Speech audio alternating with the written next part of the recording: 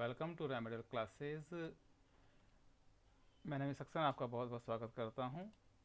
अभी हमारी क्लास इसमें हो रही है WH वर्ड फैमिली, जिसके बारे में मैंने आपको जो पिछली 2 क्लास में बताया था और इनके जो जनरल रूल्स हैं उसके बारे में मैंने आपको उसमें बता दिया था। और पिछली क्लास में हमने व्हाट का यूज़ सीखा था। अगर आपने वो क्लास नहीं देखी है तो आप जा कर के हमारे चैनल पर देख सकते हैं। तो आज हम इसमें एक नया टॉपिक ले रहे हैं। चलिए शुरू करते हैं आज की क्लास। आज हम इसमें यूज़ ले रहे हैं वैन का, और जिसका अर्थ होता है कब। ठीक है, तो इससे जब हम प्रश्न पूछते हैं तो इसका मतलब ये है कि हम समय जानना चाहते हैं कि कोई भी काम या घटना कब घटित हुई, या ये काम कब होगा, ये काम कैसे होता है। उसके बारे में जानने के लिए हम वैन से प्रश्न करते हैं। तो वैन से बनने वाली जो भी सेंटेंसेस हैं उसका स्ट्रक्चर क्या होगा उसको देख लेते हैं।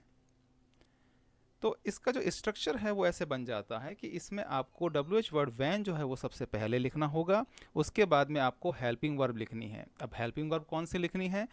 जिस टेंस का वो सेंटेंस है, यानी जो वाक्य आप बोल रहे हैं या जो वाक्य आप लिख रहे हैं, उसमें जो भी हेल्पिंग वर्ब आएगी वो आपको वैन के बाद में लिख देनी है। डू आएगा या डज आएगा, विल, शैल, डिड, जो कुछ भी आएगा जो कि हमने टेंस की क्लासेस में सीखा था। ठीक है, इसके बाद में आपको इसमें सब्जेक्ट लिखना है यानी कर्ता लिखना है, और उसी टेंस के अकॉर्डिंग आपको मेन वर्ब की फॉर्म लिखनी है कि उसमें फर्स्ट फॉर्म आएगी, सेकंड फॉर्म आएगी, थर्ड फॉर्म आएगी या फिर ING फॉर्म आएगी। ठीक है ना, तो ये हम काम आसानी से कर लेंगे बिकॉज हमने टेंस सीख रखे हैं। अगर आपने टेंस नहीं सीखे हैं तो हमारे चैनल पर जा करके आप टेंस की क्लासेस भी देख सकते हैं। अब मान लीजिए हम प्रश्न जो है करना चाहते हैं लेकिन वो नेगेटिव है, तो उसका स्ट्रक्चर कैसा होगा वो देख लेते हैं। इसमें डिफरेंस केवल इतना ही है कि यहाँ पर हमने क्या किया है कि हेल्पिंग वर्ब के साथ में हमने नॉट का यूज़ किया है, जो कि हमने शॉर्ट फॉर्म लिखी है। ठीक है, हेल्पिंग वर्ब को शॉर्ट फॉर्म में कैसे लिखते हैं, जब उसको हम नेगेटिव फॉर्म में लिखते हैं या उसके साथ में हम नॉट लगाते हैं, डू नॉट, डज नॉट, तो वो कैसे लिखते हैं ये भी मैं आपको बता चुका हूँ पिछली क्लासेस के अंदर। ठीक है, तो वही तरीका हम यहाँ पर काम में ले रहे हैं। तो हमने क्या किया कि वो हेल्पिंग और हमने लिखी है, उसके बाद में हम इसमें नॉट को इस तरीके से उसमें ऐड कर देंगे, देन फिर वही हमारा सब्जेक्ट इसमें आ जाएगा और मेन वर्ब की जो फॉर्म है वो इसमें आ जाएगी। ठीक है, तो इस तरीके से आप देख रहे हैं कि ये हमारा जो सेंटेंस बनेगा वैन से, उसका स्ट्रक्चर ये है। अब इसको हम जो है कुछ एग्जांपल्स के थ्रू हम लोग इसको समझ लेते हैं। तो ये आप सेंटेंस देख सकते हैं कि इसमें हमने जो है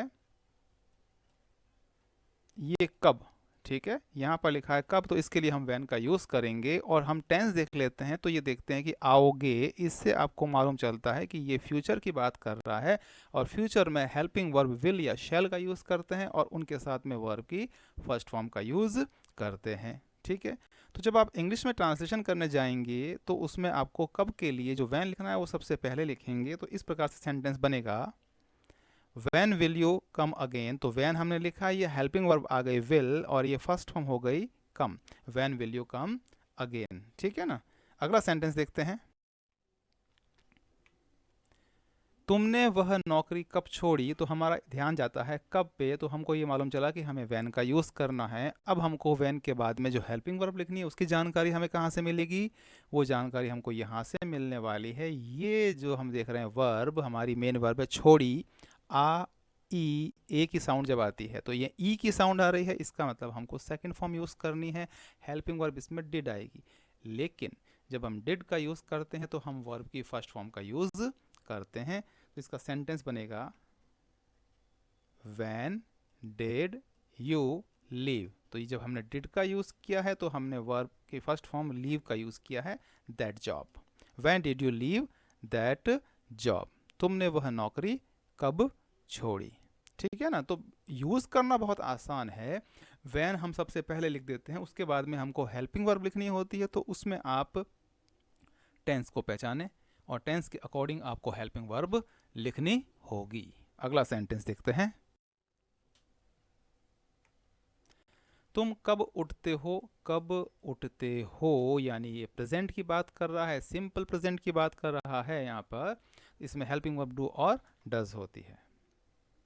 when do you, when do you के लिए डू आएगा और गेट अप उठना यानी get up, when do you get up. तो आप देख रहे हो कि बिल्कुल ही आसान है इसका यूज करना। तो हम जो है इससे आसानी से प्रश्न पूछ सकते हैं, क्वेश्चंस पुट अप कर सकते हैं।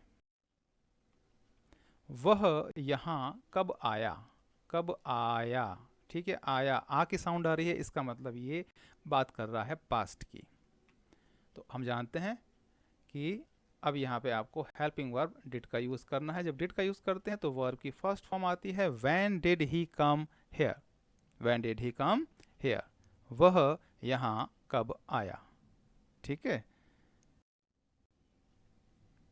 तुम्हें यह कब पता चला, ठीक है, कब पता चला, तो आ की साउंड आ रही है, चला, पता चला, ठीक है।